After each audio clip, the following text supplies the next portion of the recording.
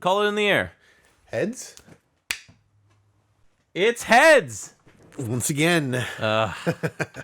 You're listening to XVGM Radio.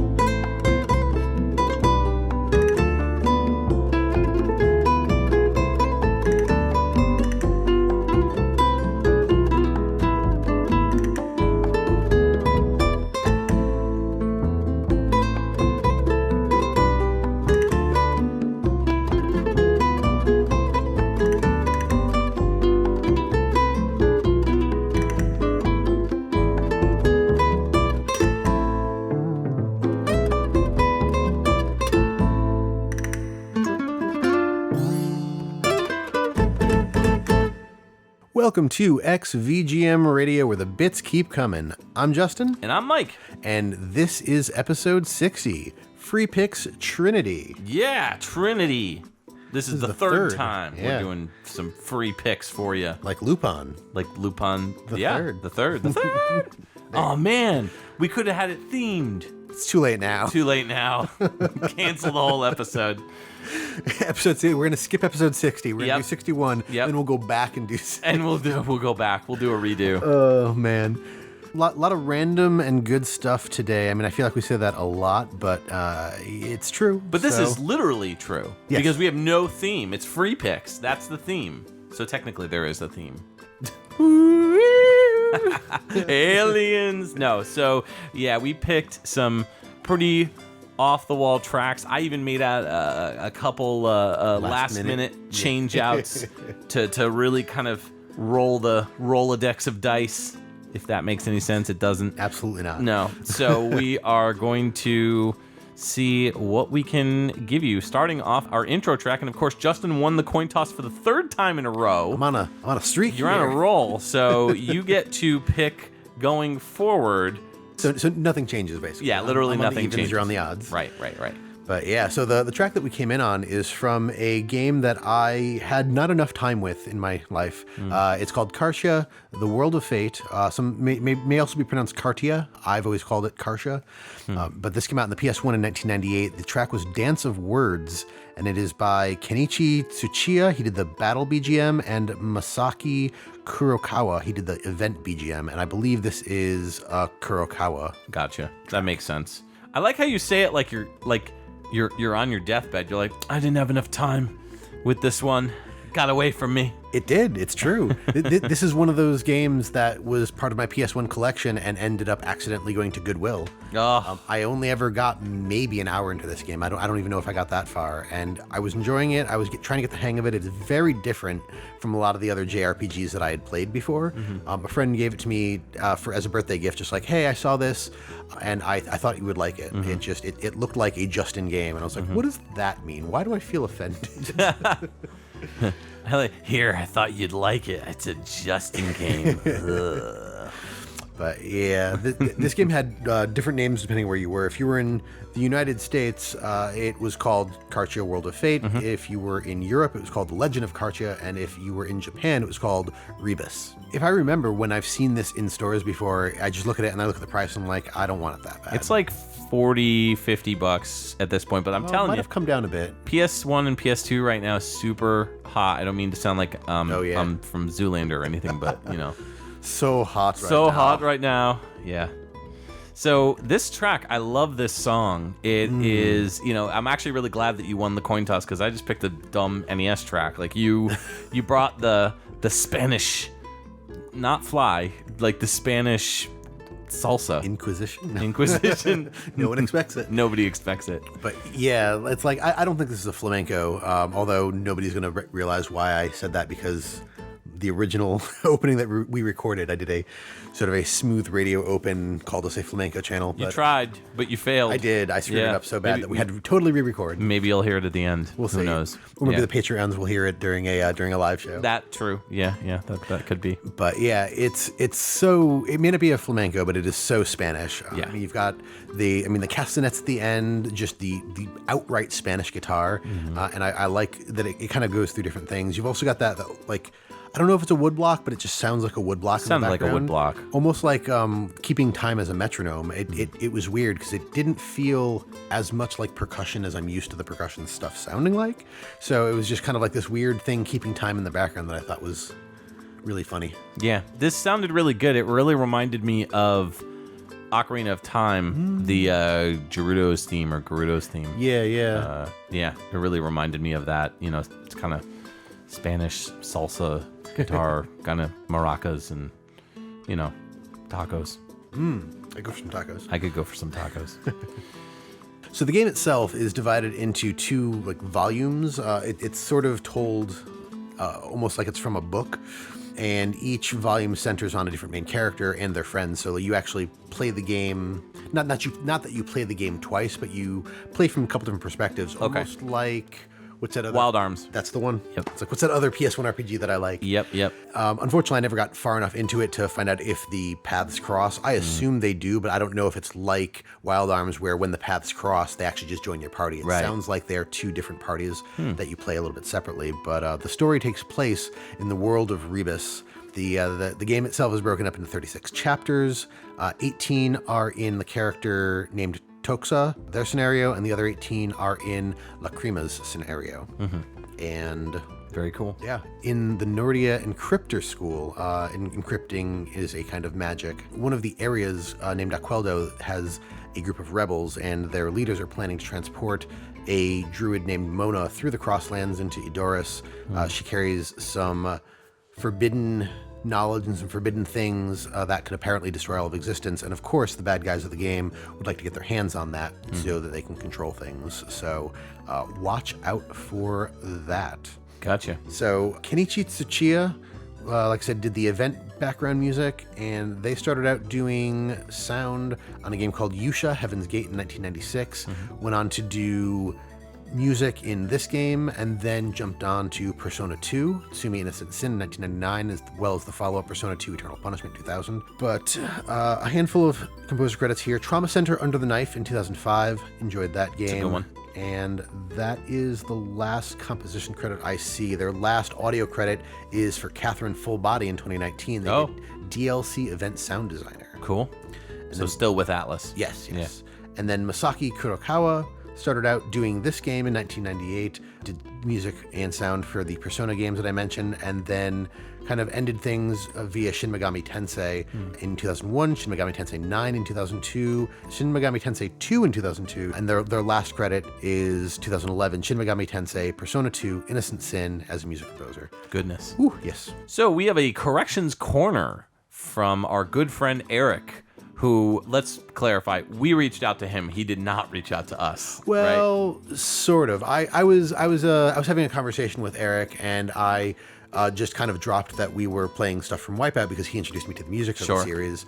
As we were chatting, I played bits and pieces for him because some of them were outtakes and some of them were just funny. Yeah. And in between the laughing, he dropped some knowledge on me. Okay. What did he say? So he said, regarding Wipeout XL and the track we played, Body in Motion, Cold Storage effectively only did the soundtrack on the first 2 games, which Wipeout XL is not. I think that came a little bit later. Oh. But they did use some of his music, obviously. On the second game on PS1, Sony opted for mostly licensed music, but they did put his Body of Motion and Canada tracks into the game. But the game on PC and Saturn has the OST by him. So if you have it on either on the PC or the Saturn, that actually has Cold Storage's full OST. Wow, that's weird. Yeah, so he did one song for Wipeout Pure on the PSP, and that's about his Wipeout involvement. He did a companion album for Wipeout HD, but you have to get that from his Bandcamp. 3 of the tracks from the Saturn version of Wipeout 1, namely Planet 9, Poison, and Brickbat, were actually done by Rob Lord and Mark Bendola. Okay. Always good to hear Eric drop some truth bombs on us. So, technically, we were okay.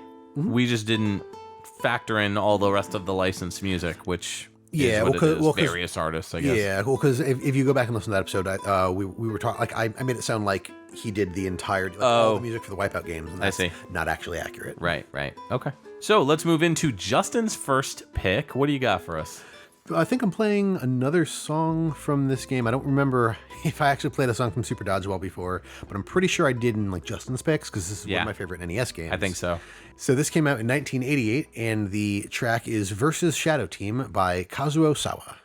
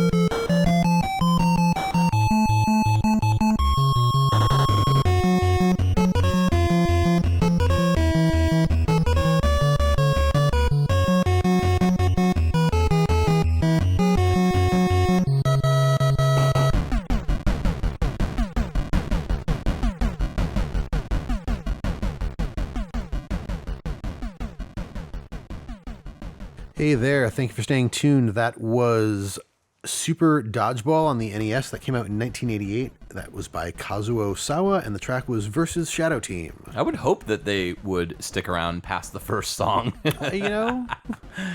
Who knows? Maybe they just don't like NES chiptunes. Maybe Maybe they think that the NES sounds awful. And Ugh. I don't How know. could anyone think that song was awful? That was great. I don't know. I like that song. It's definitely up there in my top favorite Super Dodgeball tracks, and I like almost all the music from Super Dodgeball. I really haven't played that much of the game other than like watching you play, but like, oh my god, that was good. I love the drums on that. Anytime I get to hear NES tom drums is a good day.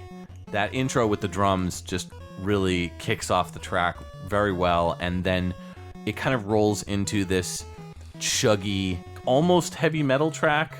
You know, with the bass line, it's very, I got a very metal vibe from it, hard rock metal, but then it kind of kicks into that like Mega Man section, the more like twinkly, like yeah, you know? it's got like, I was gonna say it's got an echo effect, but I don't think it actually. It has that Mega Man feel to it, and very like high highs and bright, cheery synths. So good pick. Yeah, good stuff. Thank you. I thoroughly enjoy it myself. Kazuo Osawa, we've talked about on the show before. Started out composing with Tokuro-san no Mamoru mo Semeru mo in 1987. Let's see if I can pick a couple of other games that we haven't specifically talked about for them. Powermonger in 1991. Kunio-kun no Neketsu Soccer League in 1993. Tetris Plus in 1996 they did sound, and most recently they are credited on River City Tokyo Rumble in 2013 for the music. Did you get this as part of like your original like NES games? Okay. Yes. Okay. Yeah. This is a game that I've collected because it's something that I remember playing as a kid. And I mean, there's not a whole lot to it. I mean, you play through all the different countries and whatnot, or there's Beanball. Many people are not a fan of the game because of the lag and like the flashing that happens. Yeah, that's my problem with it. Yeah, but it was I played it so much as a kid that it's just like it's a part of the game. Yes. Yeah. But yeah, no, not a ton to talk about. I mean, like I said, I talked about this in Justin's pick when I played another track from it. Very near and dear to my heart. I think we've talked about the music, and we can move into your first track. Word. That is what I want to hear. All right. Well, that is from a game called Ranma, which is based on the anime series and manga series of the same name, mostly the anime. The game is called Dato Ganso Musabetsu Kakuto Ryu, and this came out on the PC Engine CD in 1992. This is the final boss battle music, and it's by Atsuhiro Motoyama, Miyuki Takagi, Kayako Maeda, and Taku Iwasaki.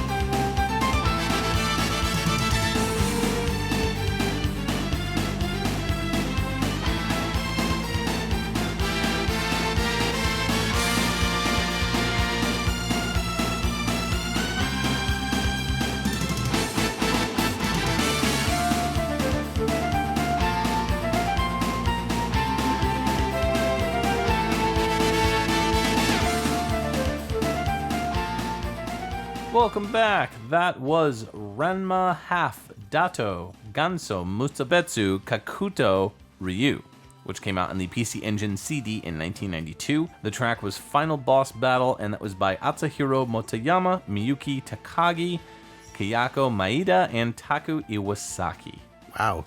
Yeah. So if this isn't in the show, I would be super surprised. This sounds so much like just 80s anime music. Yeah, and for sure. I mean, I don't remember Ranma half all that well. I haven't watched it in forever, but I do remember it being a lot of fun. And like as soon as this got into the music, I was just like, if it's not in the show, I'm like I said, I'm surprised because it sounds like something that would have been there. I don't know if this made the final cut of the episode when we recorded it with Megafil X when we did our Mega Man fan games episode for the music for those.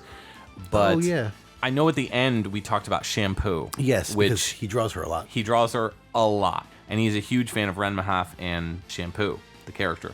So I guess his love and appreciation of the series kind of got me interested in it, and I was like, what is this show?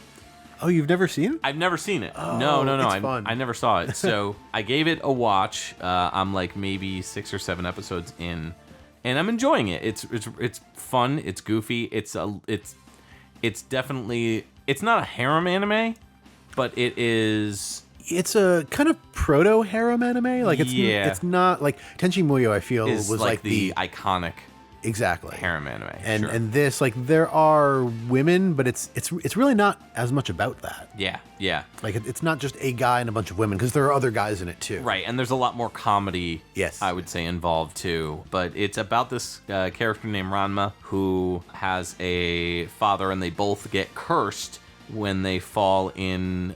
I think they fall in a pool, springs, the hot springs or whatever.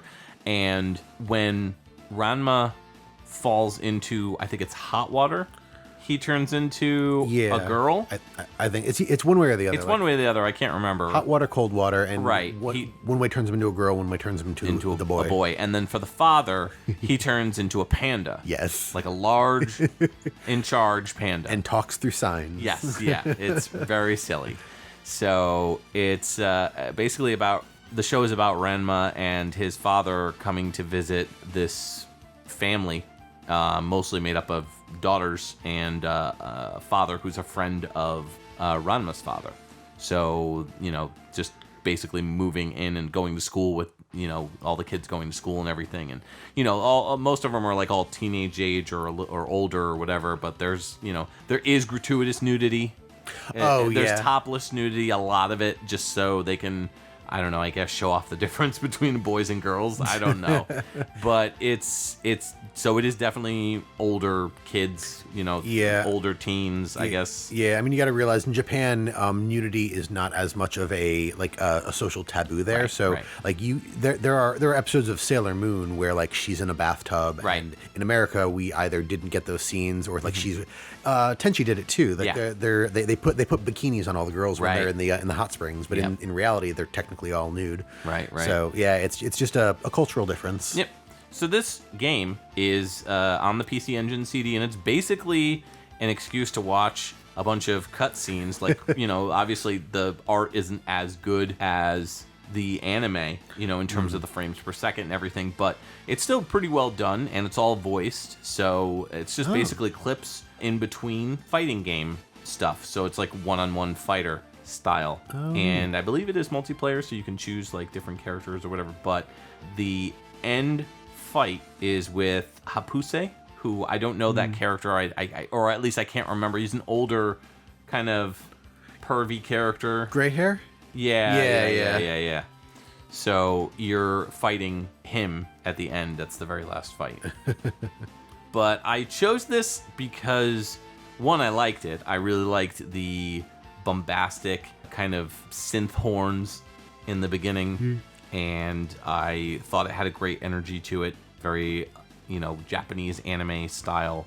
So that really fit with what I was looking for at the time. But I was holding on to this one for a while, probably actually since we did that Mega Man Fan Games episode. Yeah, so it's been a while. Nice. The composers on this one, there's a few, so I'll give you just a taste.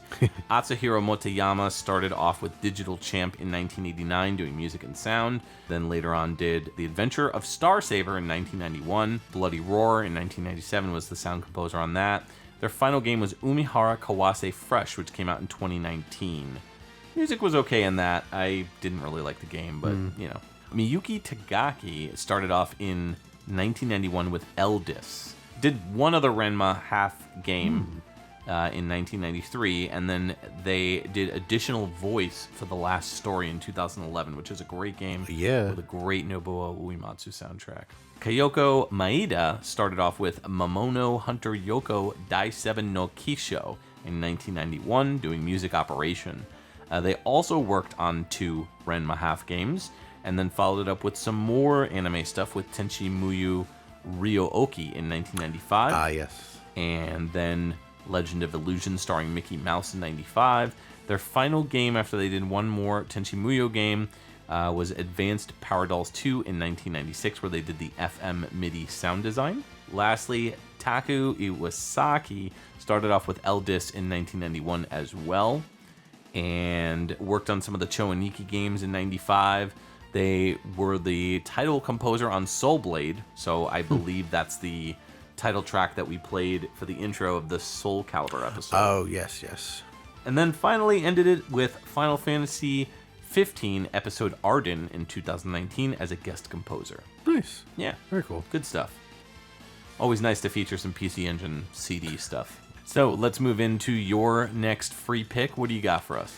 All right, this is a game that I play on and off, depending on how the mood takes me. But this is Don't Starve or Don't Starve Together or any of the Don't Starve series of games, which came out on the PC in 2013 and the PS4 in 2014. The track is Summer Jobs, Reign of Giants, and it was composed by Vincent de Vera and Jason Garner.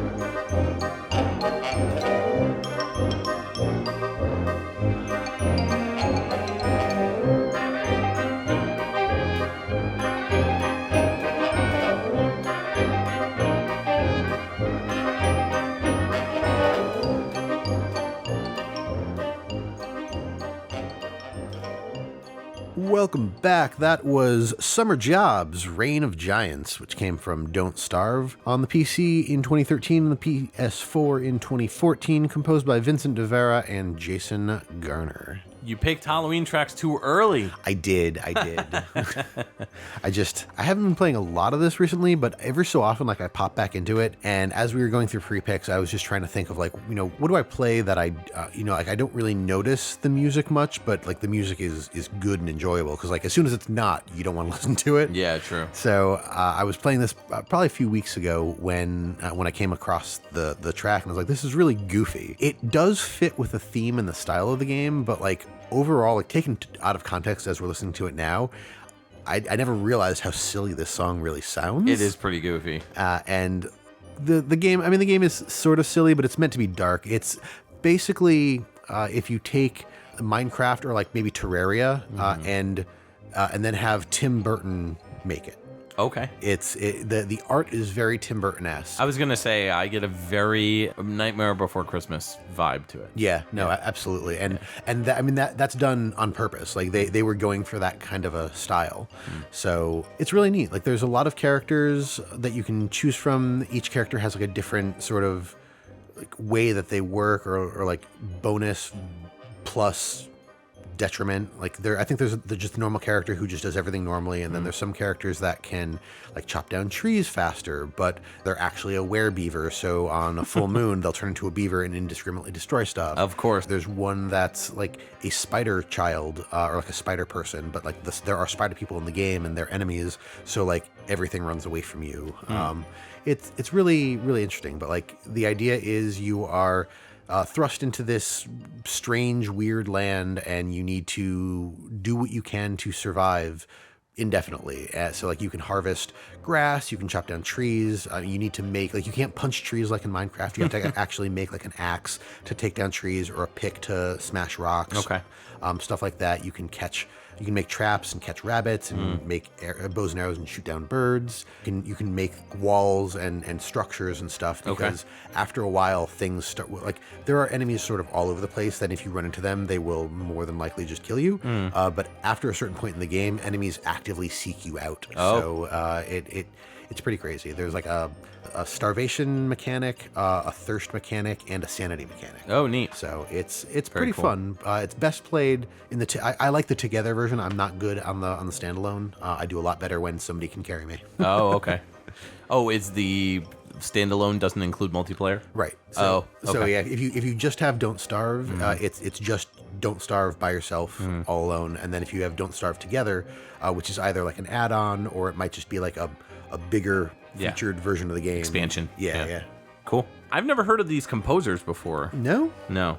But I think it's cool that one of them's last name is Garner because it looks like gamer.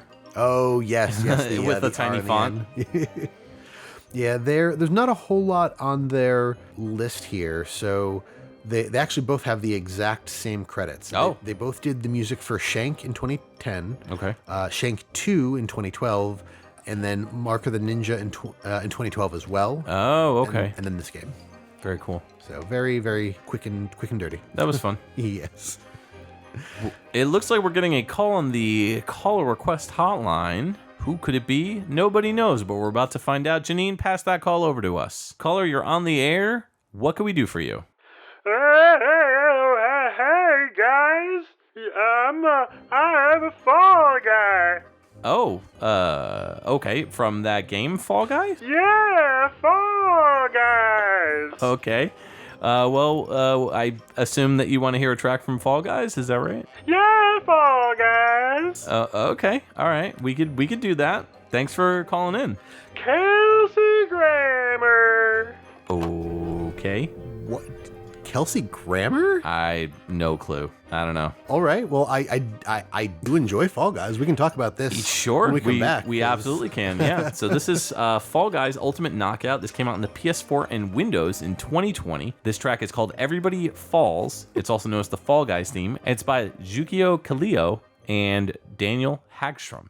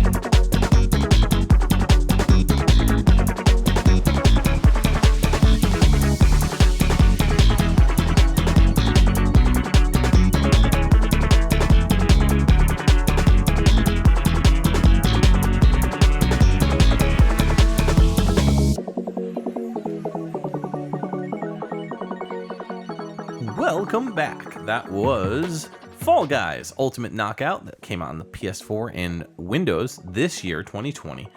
And in fact, it just came out like a month ago. Yeah, it's, September? August. August. Yeah. And we'll get into that in just a sec. The track was Everybody Falls, also known as Fall Guys theme, and it's by Jukio Kaleo and Daniel Hagstrom.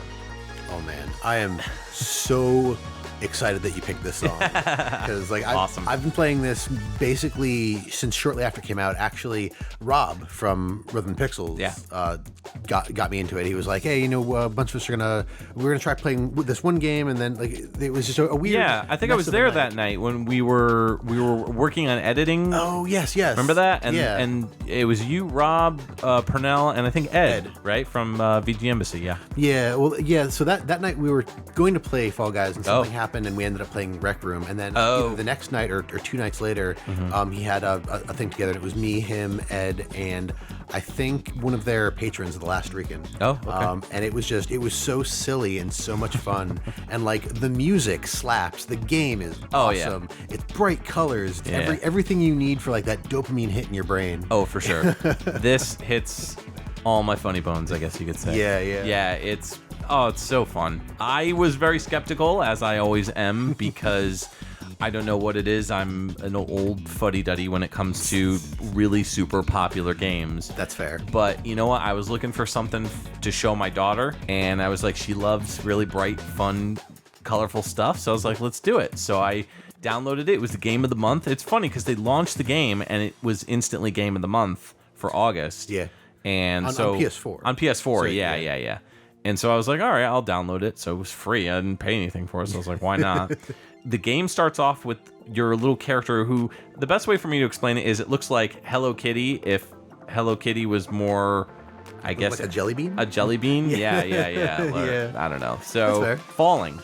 And you are brought to the title screen. It's a very simple, minimalistic design where you're just like going through as the character's falling, you're like picking the outfits and stuff that they give you a little bit to choose from initially, designs and whatnot. You're basically dressing up this giant jelly bean with a Hello Kitty face, and then you're sent off to play the game. It's a platformer battle royale. Yes, where you are trying to get to the end of an obstacle course, very similar to like a show like Wipeout or MXC. or MXC, American Ninja Warrior, that sort of stuff, or Ninja Warrior. So it's really fun and it's really goofy. And I'm terrible at the game. Oh, everybody is, man. Yeah. When you start out, it took me a few runs to get good at stuff. And now, I don't know if you've been playing it recently, but they started adding randomization to the levels. Oh, cool. So now some levels where they're like, there's this one level that I enjoy called Whirligig, but there's an entire set. Is that the one with the whirly? Yeah, and the propellers. Yeah, the propellers. Yeah, that's the only one that I can like potentially get higher than like a 20. Like, oh, nice. Because it's out of 60 players that you're playing with. To start with, It shrinks down every round. Yep. But like there's a section of that level that was just like an open field for the longest time. And then last night, sometimes it's an open field and sometimes they're spinning like horizontal spinning hammers in there. Okay. They only just recently, I don't know if it was in the last week or so, but they only just recently started adding that randomization. And it's really become a lot more fun. Like I was playing it a lot and then I don't know if I'd say I got bored with it, but like I enjoy playing it more with other people. Like it's one of the few games that I can totally play by myself and still enjoy. But like when you're with a team and like you're cheering each other on, it's a lot more fun. Yeah. And then last night I went to play and I played a couple rounds and I was like, oh, they added randomization. So I messaged Nick and Kevin. I wish I'd known that you were playing. I would message you too. I was just like, yo, jump on Fall Guys. There's like the levels are different. They've added randomization and whatnot, and it's a lot of fun. Like there are some levels that I absolutely hate, like Seesaw, absolutely bottom tier. I hate that level. Yeah. And Slime Climb isn't terrible, but I'm bad at finishing it. There's a level where you have to like lift yourself up in order to get to the next part. You have to hold the R button, the R analog trigger or whatever it is, the trigger. And so I think that's the level that you're talking about. Maybe, yeah. It's like a big switchback where you like there's all different obstacles that come out, and then the slime slowly rises. So like it's a race and an elimination. So if you fall in the slime, it's over. Yes, I played that one once. Okay. What's the farthest you've gotten? I finished that one, but I'm bad at it. What's the highest that you've gotten though? Like period. Like have you? Oh, I've won. You've won? I've won three Oh shows. wow, that's awesome. I'm not that good. Yeah. I got I think 3. The highest I got was I beat 3 levels. Nice. Yeah, and then I just died. Yeah, So- there's only ever 4 or 5, depending on how quickly people fall out. Oh, okay. But yeah, no, it takes a lot of like, I don't even know if I'd call it memorization. It just takes a lot of like getting used to how different things work. Like, Yeah. Last night really messed me up because I have, on a lot of the levels, I know my path through them. Like I know Yeah. where I'm going to go and how I'm going to get, like, try to get through it as quickly as possible. And then when I started seeing the randomization, I was like, this messes everything up. Yeah, and some of the yeah. propellers, like, I'm used to them going in one way, so like I have a path. Right. Some of the propellers went the other way. And I was like, no, what yeah. am I doing? It was Well, fun. that's good that they're switching it up to make it so that Yeah. you know it's a lot more random, and that makes it more fair for everybody. So Yeah. that's cool. So one of the reasons also why I picked this track is our good friends Lame Genie did a cover Yes. of this, and it's awesome. Yes. It's really good. Go check it out. It's on their Bandcamp. It's on their everything. Yeah, I think I posted it in our Discord and I Yes. posted it on my face. Like as soon as I saw it, I was like, "This is awesome!" Yeah, guys. so good. So I'm happy to promote for that. Absolutely. Yeah. So these composers, I've never heard of either of them, but that's no surprise because this is the first time we're playing this game and soundtrack. Starting off with Jukio Kaleo, started off with Wasteland Kings in 2013. We'll pick a couple other games: Bleed 2 in 2017, Battlejack in 2017, and Pixel Junk Monsters in Pixel Junk Monsters 2 in 2018. Their last game that they did was this game, Fall Guys, which makes sense because it just came out. Next up, Daniel Hagstrom started off with Nuclear Throne in 2013. Other than that, Fall Guys Ultimate Knockout in 2020. Nice. Yeah. So it looks like we need to move into your next pick. Yeah. What are we hearing? So this is going to be Warcraft 2 Beyond the Dark Portal. This came out on DOS and Mac OS systems in 1996. It is a Blizzard game, of course. The track is called I'm a Medieval Man, and it was composed by Glenn Stafford.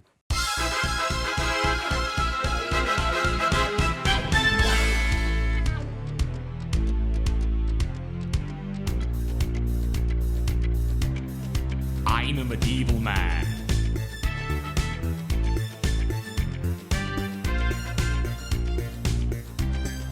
I'm a medieval man.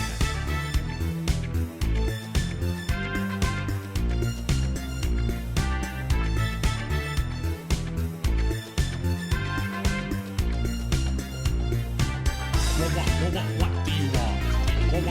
What do you want? What do you want? Why do you keep touching me? What do you want? What do you want? What do you want? Why do you keep touching me? What do you want?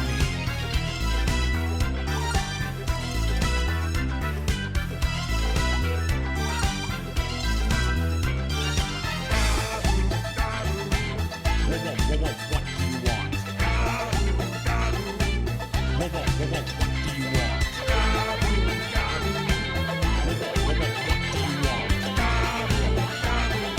Why do you keep touching me?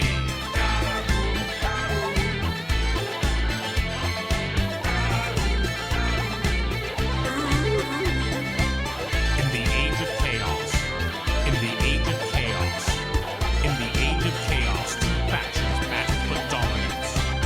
In the age of chaos, in the age of chaos, in the age of chaos, two factions battle for dominance.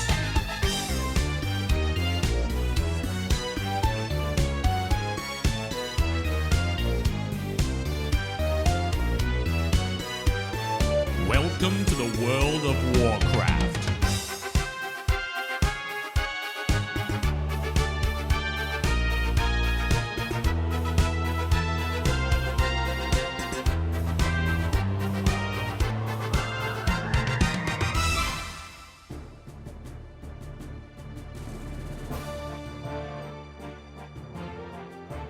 Ba ba ba ba ba. Welcome to Orkdonald's. Can I take your order? Hi, yes please. I'd like a large Blood and Thunder combo with extra hashed browns, Grommash juice, and with some extra Tauren milk. Hold the granulated Grombolar, please. Zug Zug. That'll be 600 gold. Drive through. At Orkdonald's, you'll get your Orkter just the way you want it. We believe in the best tasting breakfast before your onslaught begins. Dropping off the little ones before slitting the throats of your enemies for the glory of the horde? Why not stop down to Orkdonald's, where breakfast is fast, easy, and best of all, we slaughter a whole human for every purchase made. Swing the Twilight Hammer as you taste the real, freshly prepped yolk of the great chicken, wrapped in a tender, moist biscuit. And it's all waiting for you at Orkdonald's, where we'll help you get through the never-ending fight against the Alliance, one morning at a time. Ba ba ba ba ba. Orc loving it.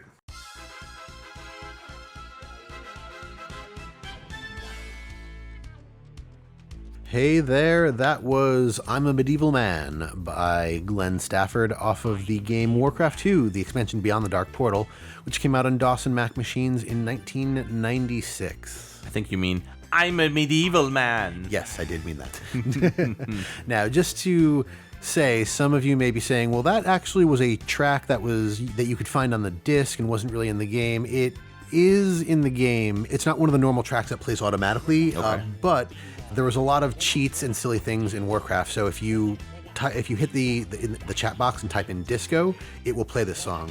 Just like in StarCraft, the expansion for StarCraft, I think if you type Radio Free Zerg or something to that effect, it plays the track called Radio Free Zerg, which was one of the contenders for this episode. It was this, Radio Free Zerg, and the Cane Rap from Diablo.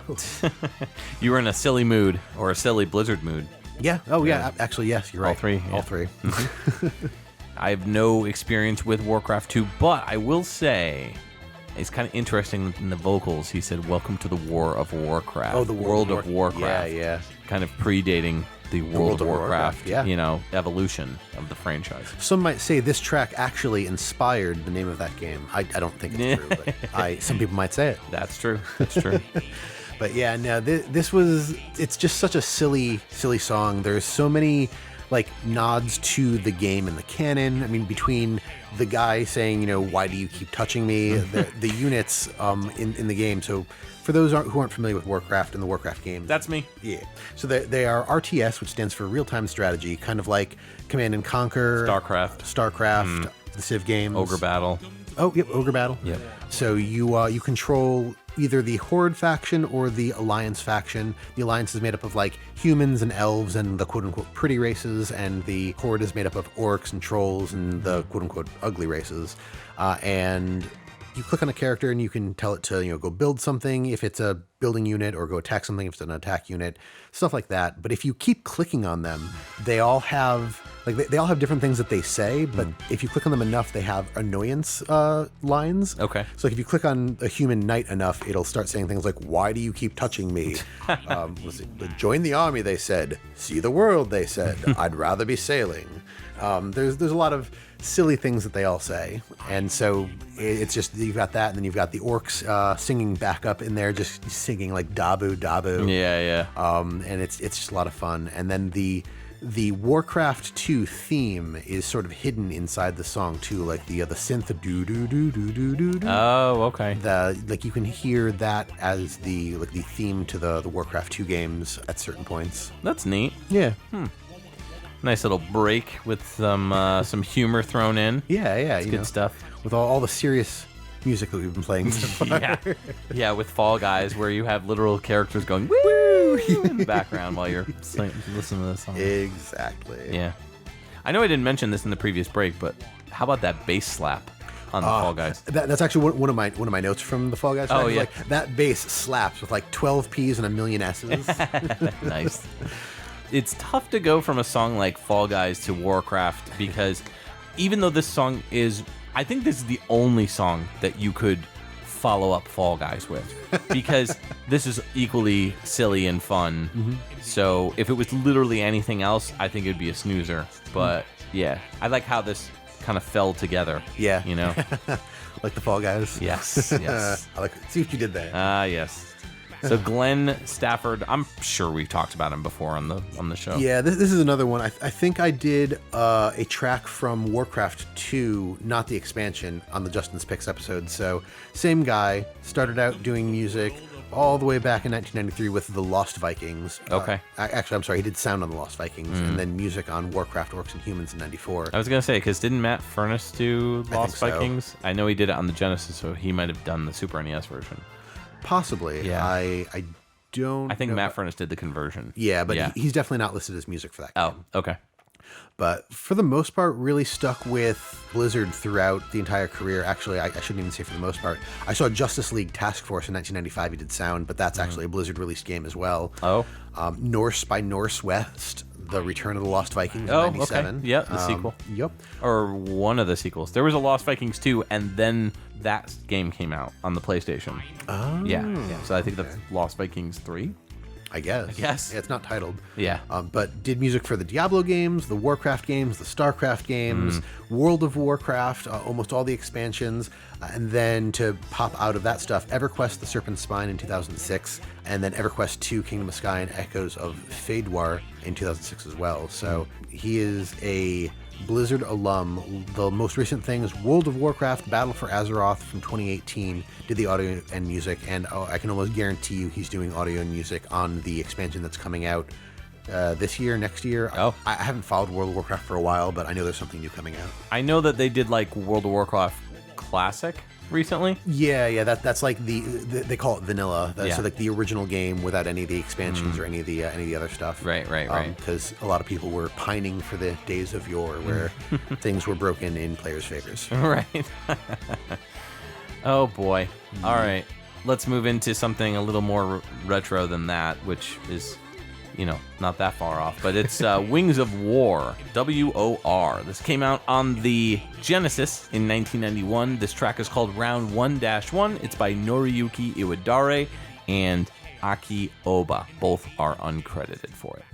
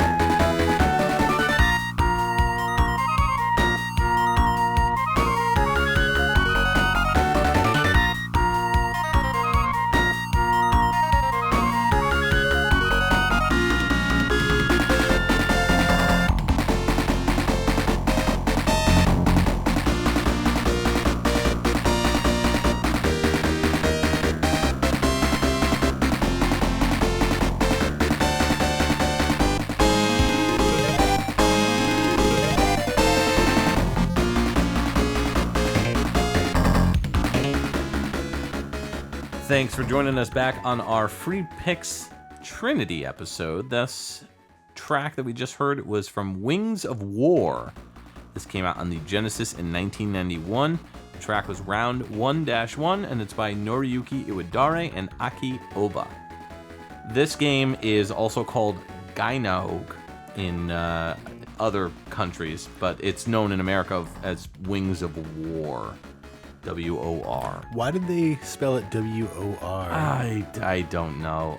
Probably because the name of the character, there's an angel named War, W-O-R. Okay. So the whole plot of the game is you're being attacked, or rather heaven is being attacked by a demon known as Ickis. From All Real Monsters? No, not that Ickis.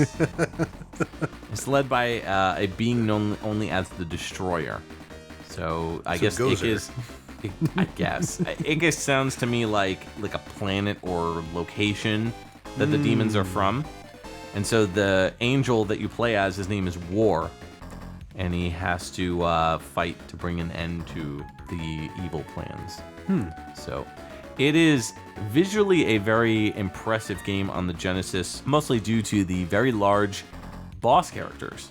When you see them visually, they are quite stunning and also kind of hideous too.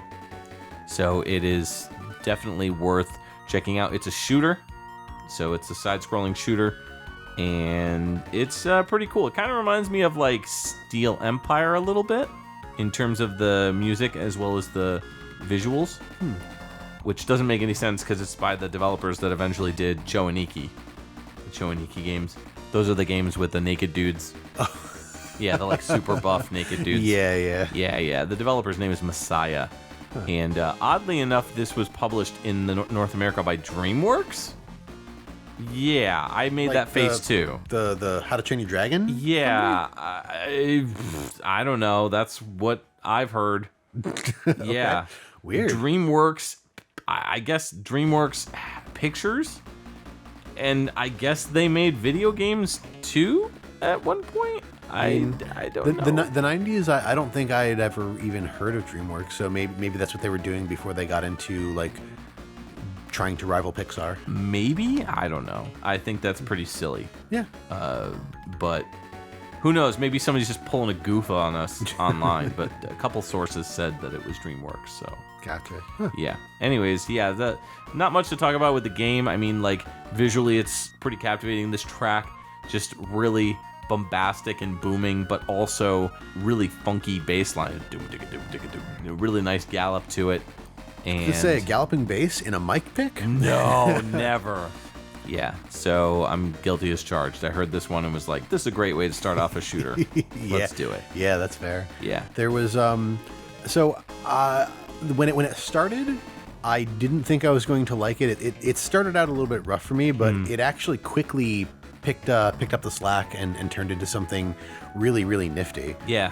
It got kind of weird, not in a bad way, but like halfway through the song, it brightened up a lot, and Yeah. it sounded like something out of like a Looney Tunes or a Tiny Toons game, like Okay. for only a few seconds, and then it went back into like the dark galloping bass and, Right. and like shooter type music. But it was just really funny that it like brightened up for a moment, and where it went with that.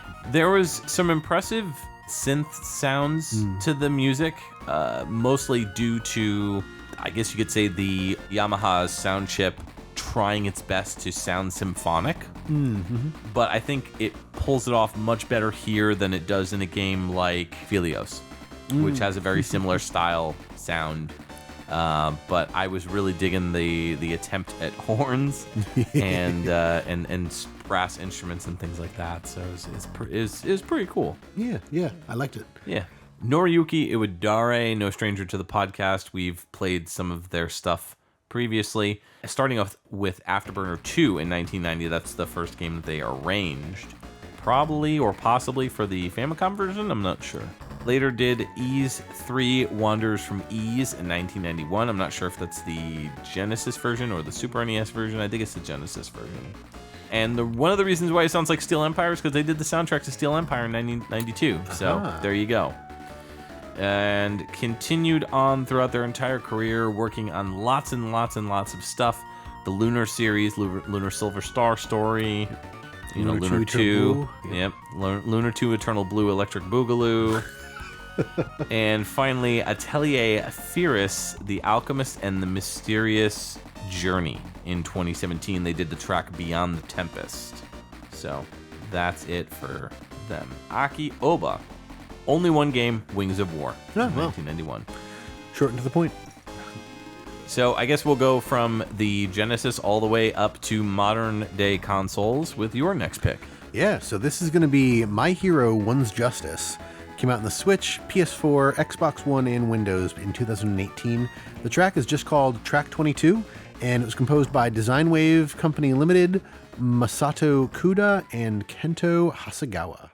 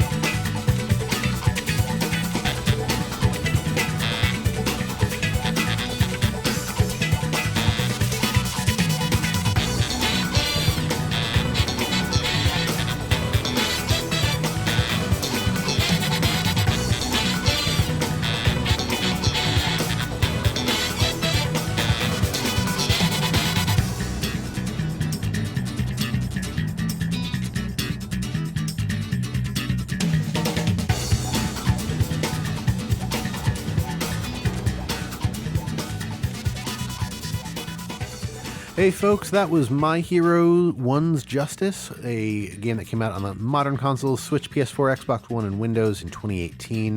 The track was just track 22, and it was by Design Wave Company Limited, Masato Kuda, and Kento Hasegawa. That was fun. Yeah, it was a lot of fun. That reminded me a lot of your intro track a little bit, but like if that combined with like something from Cowboy Bebop. Yeah, yeah. Oh, Yeah. yeah. I see this as like a nifty like fight scene in Cowboy Bebop. Really, with that classic guitar, it makes it sound more Spanish and less funk. But I feel like if they did any other instrument other than that, like It wouldn't have worked. yeah, it wouldn't have worked. Yeah, no, that's fair. I mean, it was a pretty quick track. It loops pretty quickly, and I think this is one of the menu tracks. Oh. Haven't played this game in a little while. I got it basically when it came out because my wife and I were heavily into My Hero Academia. Still are. I don't know why I said were. Like she's actively reading the manga. We're both watching it together as it comes out, but like it's on hiatus between seasons 4 and 5 right now, I think. Okay. But the game already has a sequel. I haven't picked that one up yet because I actually never finished this one. But I know those feels. yeah, I'm a sucker for anime-based fighting games. Like I really enjoy the Naruto and the Naruto Shippuden Ultimate Ninja series on the PlayStation. They're like those were a lot of fun, and I've played most of those to completion. But this one, it may just be that I never got big into it because it seemed too similar to something else that I was doing. But I have a couple of friends that actually got into it, and I need to go back and actually play with them. The game itself was fun.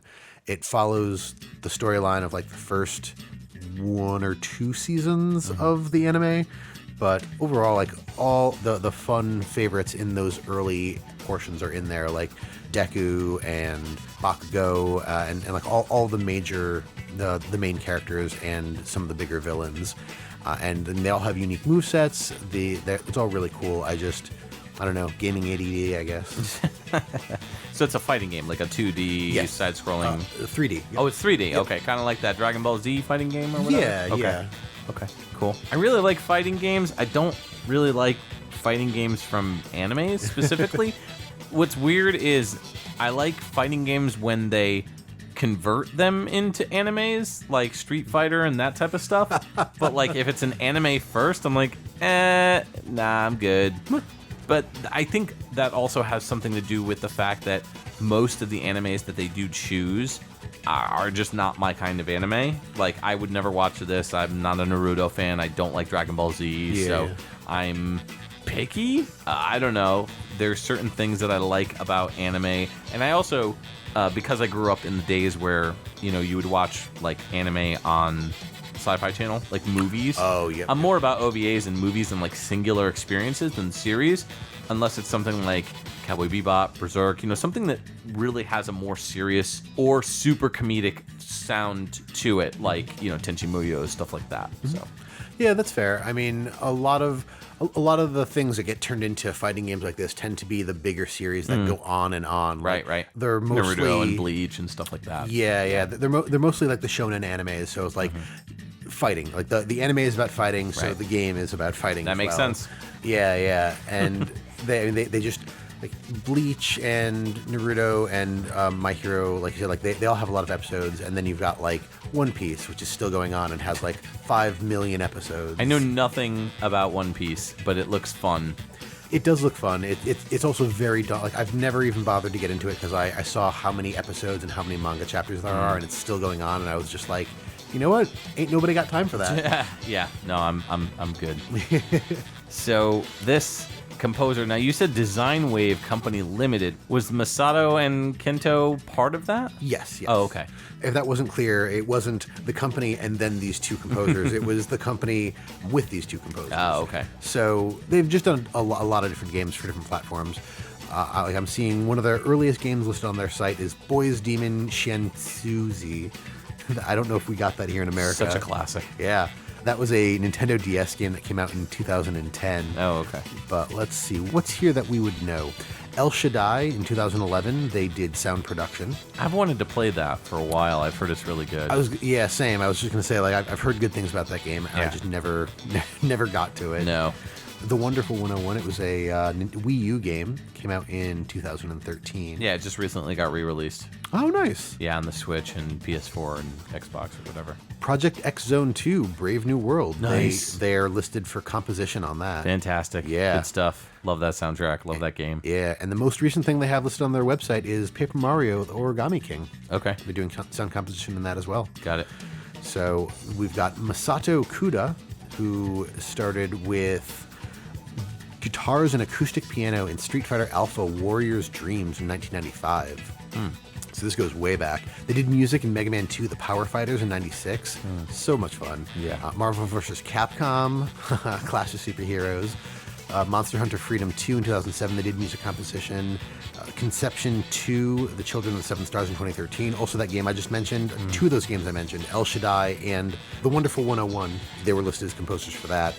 And their most recent is the background music for this game, My Hero One's Justice, in 2018.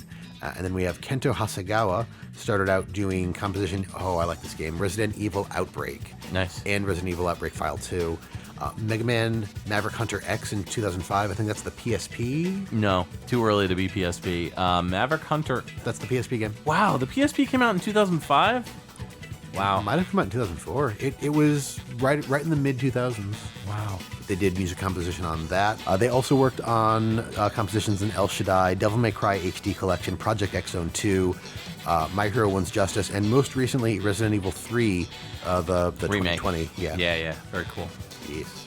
And on that note, I'm being told we have another caller. This is on a regular XVGM radio hotline, so Janine, go ahead and send that on over. Caller, you're on the air with XVGM Radio. Who is this? Oh, hello there. My name is Nick Carney. Hi, Nick. How's it going? It's going swell. What can we do for you today? Can you play a song for me? I can try. Great. I want to hear from a game called Blackbird, Toritachi no Tobulo.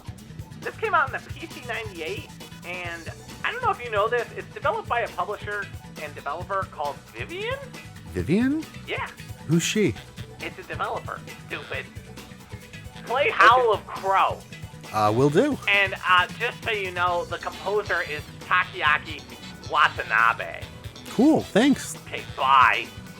Wow. That was kind of rude, but kind of a jerk at the end there. yeah, I mean, he did the whole intro for us. So. He did, yeah. So Blackbird, this Howl of Crow, as requested by Nick Carney, and that track was composed by Takeaki Watanabe.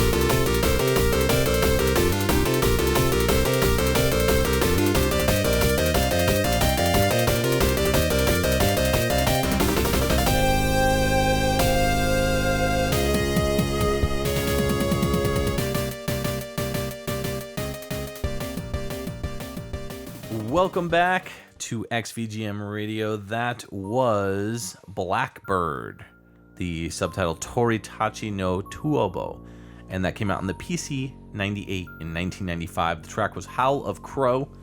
I believe that is the intro to the game, and that makes a lot of sense based on the sound. Yeah. And it's by Takeaki Watanabe. I just want to get this out of the way real quick regarding Takeaki Watanabe. I don't 100% know that the guy that I found is the same guy as the Takeaki Watanabe who worked on various PC 98 games. I have only 2 credits for them officially, Muse Dash in 2018 and Pocket Billiard 3D in 2016.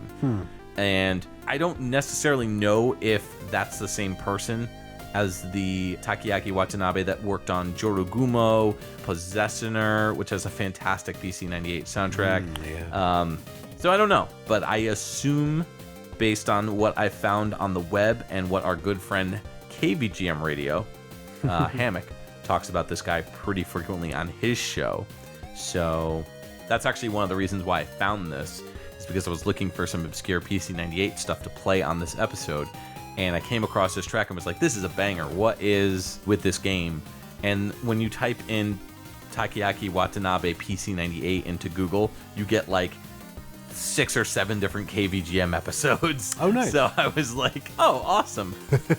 So Convenient. yeah, I know, right? So yeah, go listen to KVGM Radio.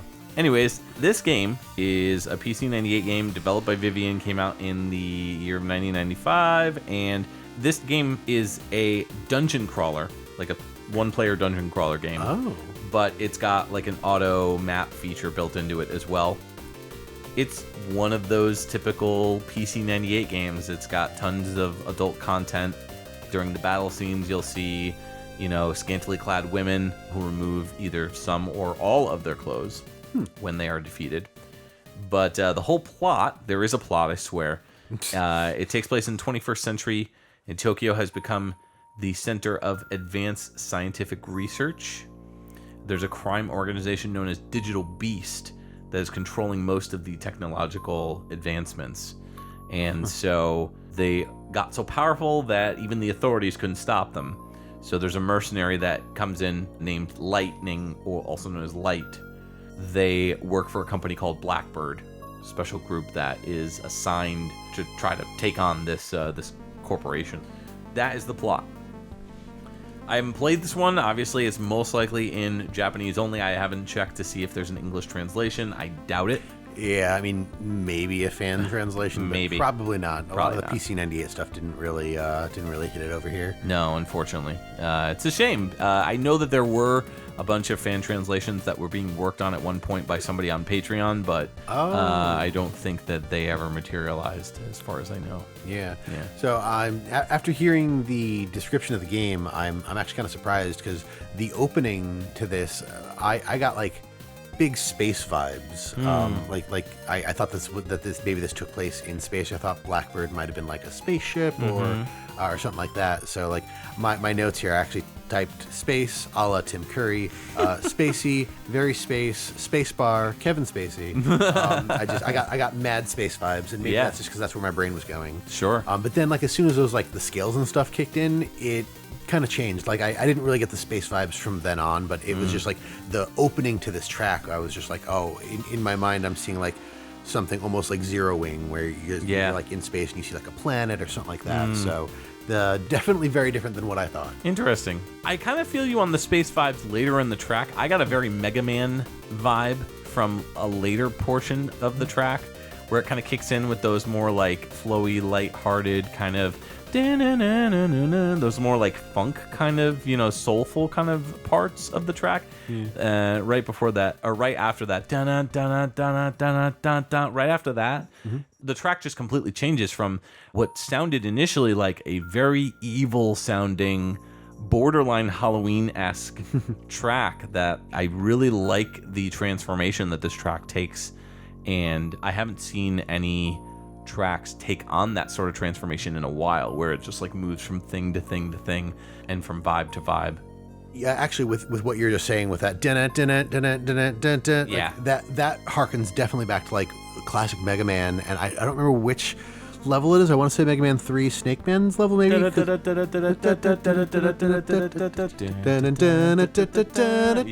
I think that's Snake Man, yeah. Yeah, you nailed it. Wow. Nice. Impressive. I mean, that's my favorite Mega Man, so. Yes. But yeah, no, that was a lot of fun, Yeah. and very unexpected. Yeah, for sure. So we talked about the composer, talked about the game, talked about the awesome music, so we may as well move on to your next pick. Actually, this is what, your last pick? This is my last pick. Yes. So this is kind of an oddity.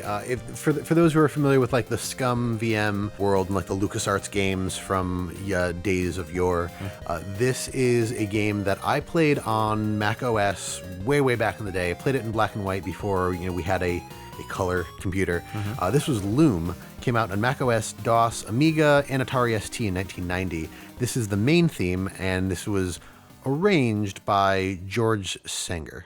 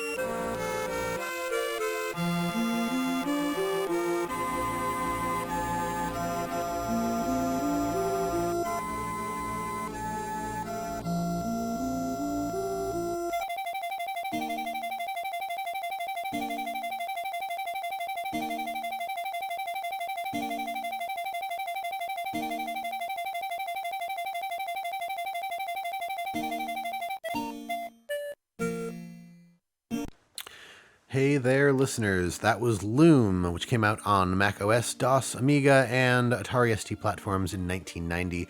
The track was called Main Theme and was technically arranged by George... Sanger. I'm almost positive it's Sanger. Yeah, George Alistair Sanger. And I say arranged because technically the music was composed by Pyotr Tchaikovsky. All of the music in this game is arranged from Tchaikovsky's Swan Lake, which may become clear as when I explain what this game's actually about.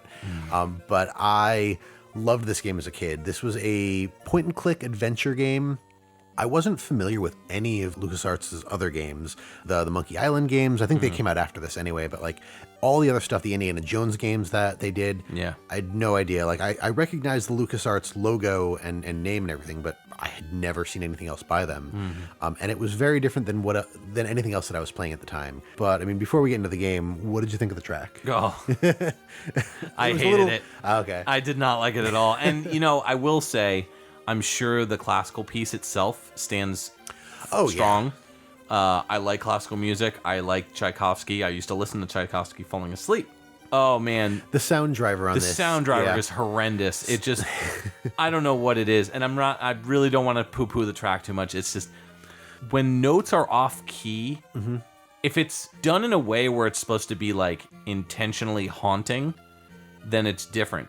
But this, to me, sounded like they were trying to make it sound legit. And, I also think, I feel like the mix was really weird at times, especially later in the track when you got that in like the right ear. I was just like, ah. So I was not particularly a fan, but I'm more curious about what you thought of it because you're the one that picked it. Yeah, no, that's fair. The primary reason for the pick was a lot of nostalgia. I'll also say, growing up playing the game and hearing the song, there was never a stereo effect like the sound. Oh, interesting. Yeah, well, so the Mac Plus had its own speaker, so it would do its own sound, but it was mono, and you could hook up speakers to it. Sure. But we never had anything like that hooked up, so I never actually knew that there was stuff that went back and forth. I will also say that but the version that we played was the Amiga version, and I chose the Amiga version because I listened to a couple of the other ones, and I couldn't find like the DOS Mac OS version, and I mean, even then the sound drivers differ from computer to computer. Sure, sure. So the Amiga version I picked because it sounded the closest to what I remember hearing on the Mac. Okay. So yes, it definitely sounded wonky in certain places. I would argue that I think they may have been going for a bit of a sort of haunting feeling. Not that this is a horror game in any way, shape, or form. I was gonna say it's dark. I got more of a humor aspect from the music. You know, a lot of like light, flowy instruments that, you know, especially with that like I've seen different musicals that used that type of musical cue to showcase humor and comedy. Yeah, most of the humor that's in this game is really just in the references. Okay. We'll talk about this more at the end of the show, but this year for 2020's Extra Life, this is one of the games that I'm going to be playing because I found it on Steam and I was like, I haven't touched this in forever, so I want to go back to it. I also want to play it in color.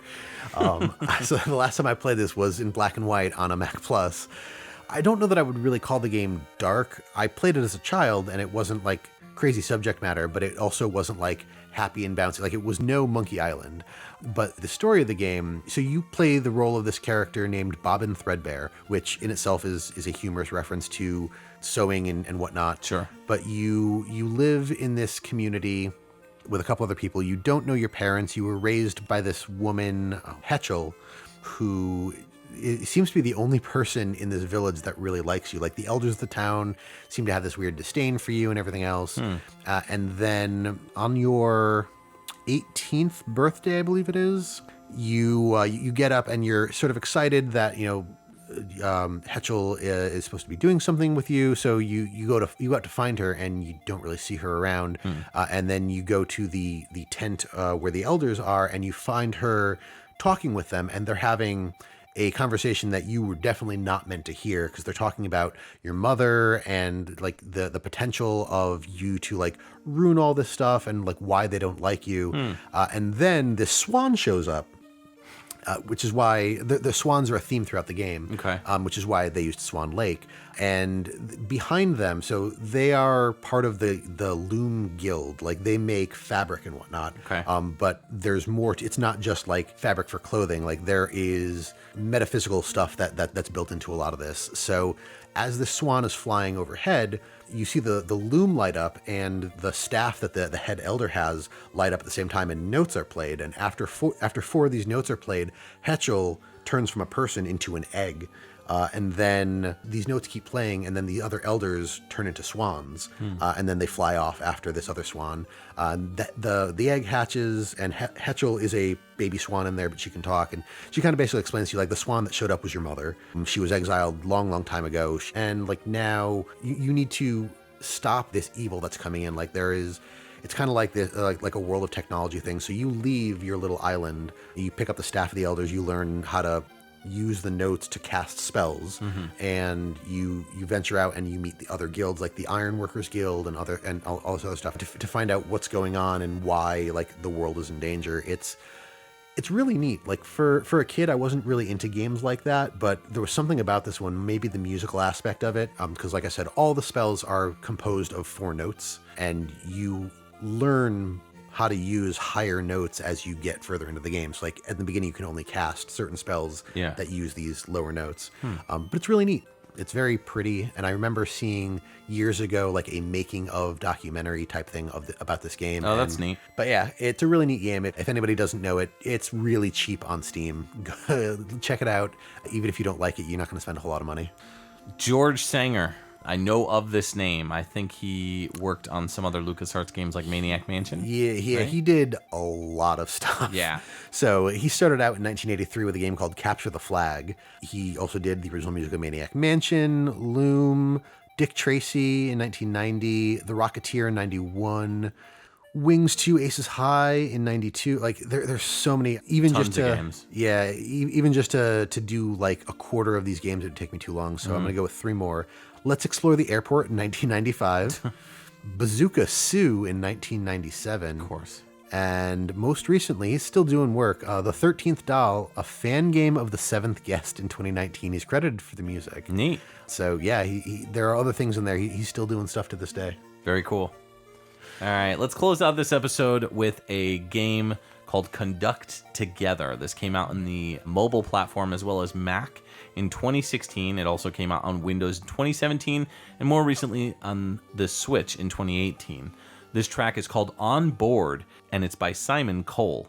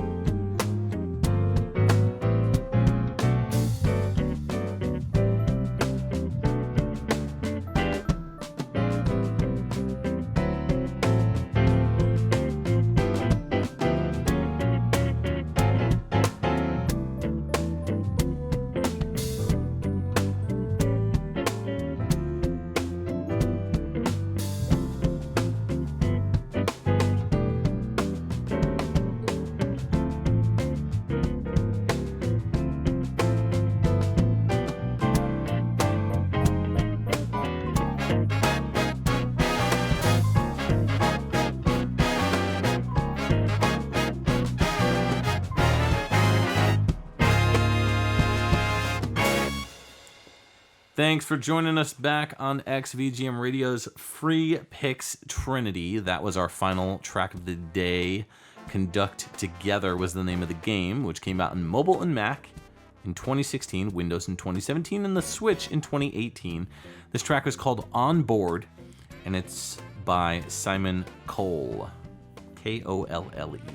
Yeah, this was super chill. Yeah. This actually reminds me of some of the stuff that came out of the board and card games episode that we did. I 100% agree. That's why I picked it. Nice. Yeah, well, there's other reasons why I picked it, but... Fair enough. Yeah. Yeah, like I think it reminds me most of like the Uno track that I played, but regardless, like comparisons notwithstanding, this was really nifty. So I found this one on a Saturday morning, going through playing, like every Saturday morning, my daughter comes in the room and she wants to hang out in bed with, my wife and I. And she'll be like, oh, game. She'll keep saying game. She wants to play a video game. So she can't really play, but she likes it when I play. So she likes Sonic and she likes Mario and stuff like that. But like, she's also kind of into trains too. Like we bought her a train set for her birthday this year. Oh.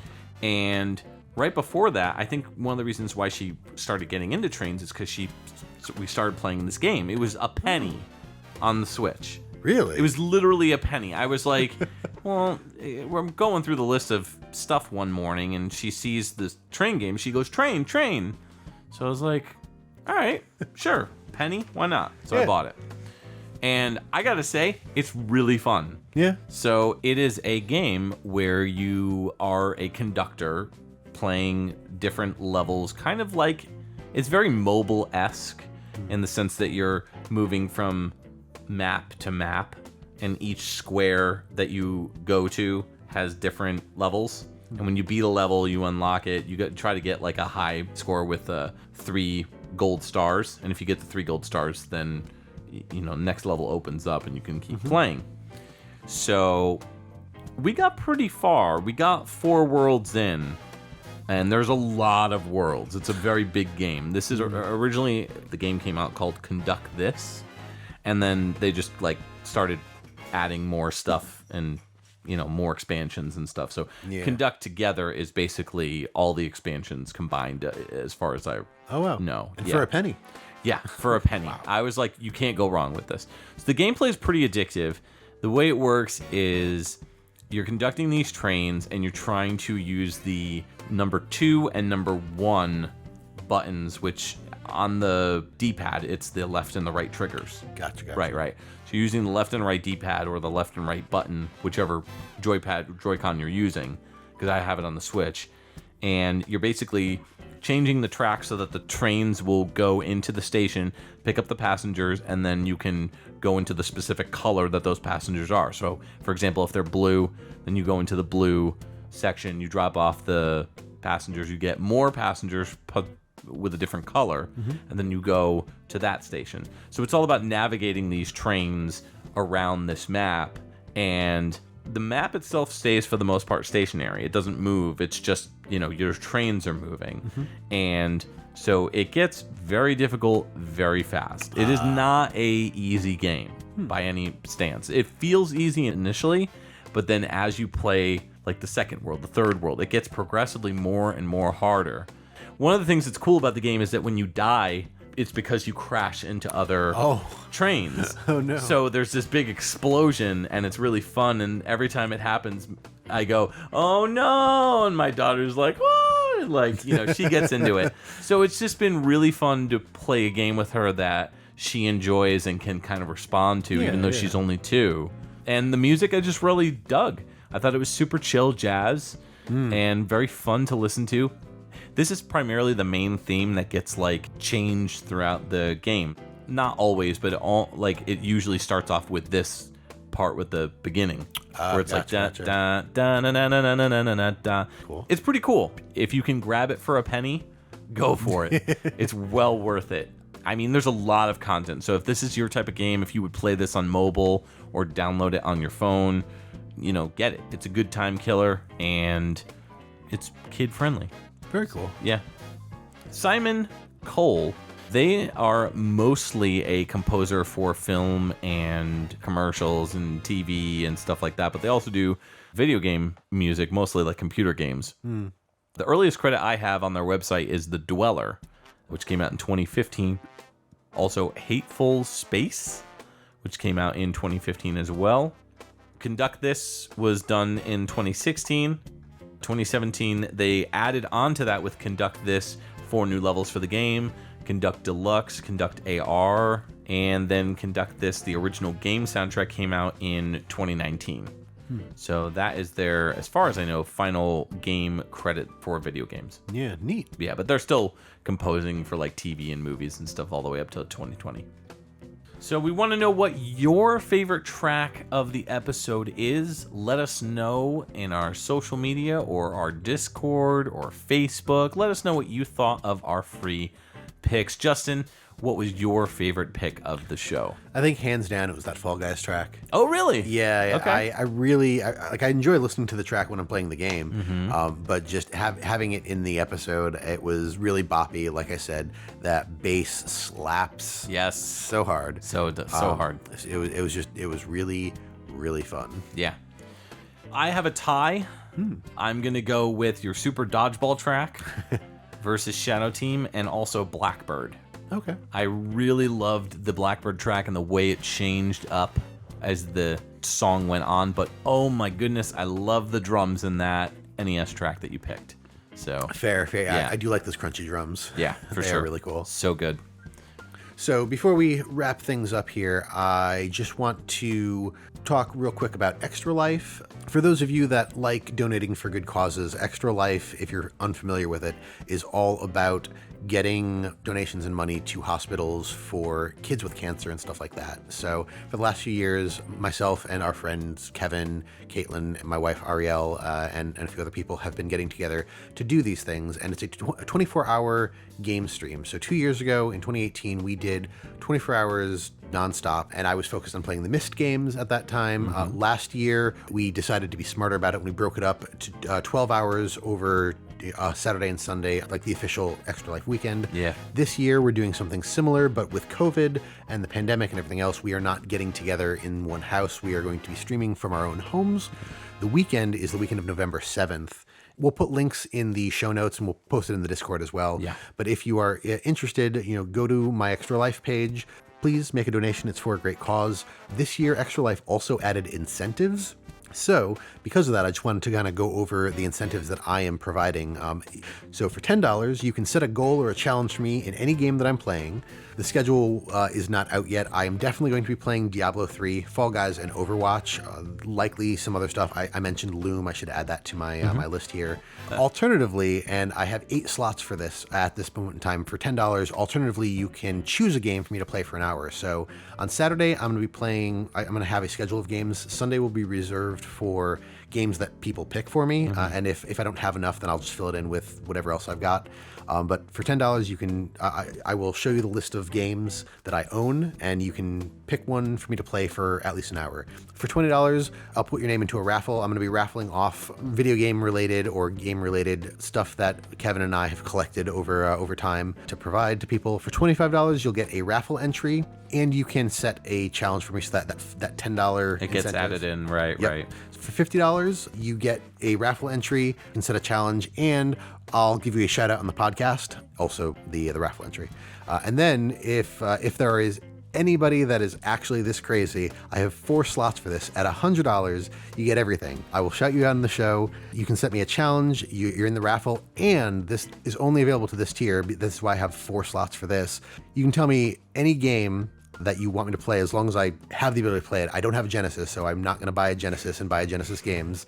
But you say the game. If I have it, I'll play it. If I don't have it, I will buy it. But yeah, for $100, I will buy the game Crazy Bus. and play it. Crazy Bus. Don't mess this up, folks. Hit us up on Discord. Let's get those donations flowing so we can make Justin go insane from Crazy Bus.